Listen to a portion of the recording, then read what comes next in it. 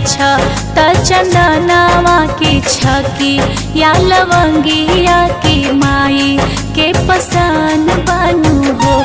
रामा हो के लइहे अच्छा त चंदनवा की छकी या लवंगिया की माई के पसंद बनू हो।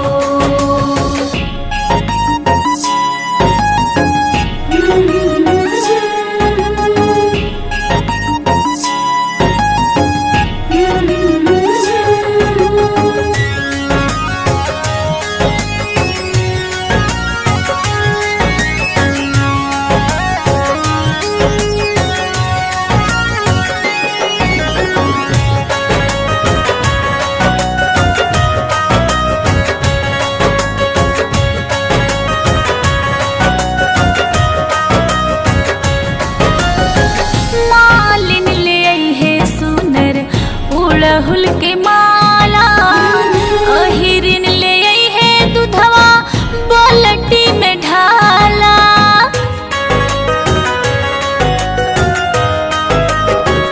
मालिन ले आई है सुनर अड़हुल के माला अहिरिन ले आई है दूधवा बाल्टी में ढाला। पनेरिन पाना वाला वंगिया से ठाइन भर के अंजूरिया छतवा भर के अंजूरी नु हो। पनेरिन पाना वाला वंगिया से ठाइन भर के अंजूरिया छतवा भर के अंजूरी नु हो। रामा हो पंडिताइन रगड़ी चंदन हवा की माई के पसंद बनू हो। रामा हो के लइहे अच्छा त चंदनवा की छकी या लवंगिया की माई के पसंद बनू हो।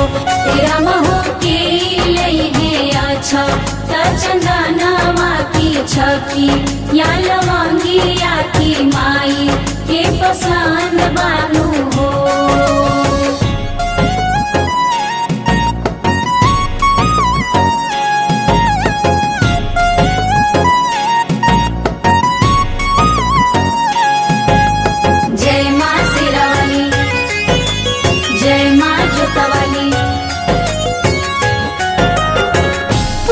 पूरी ठेकुआ बनी कचवनिया देवी के पूजाई होई चढ़ते नवमिया।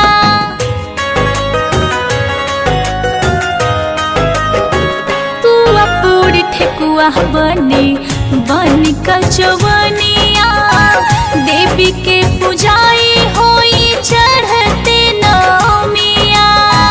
मंदिर में भोरे धेनु सरिया गवाई खूब गीतिया गवाई खूब गीतिया नु हो। मंदिर में भोरे धेनु सरिया गवाई खूब गीतिया गवाई खूब गीतिया नु हो। रामा हो गौआ के माई बहिन बेटिया जे माई के पसंद बनू हो।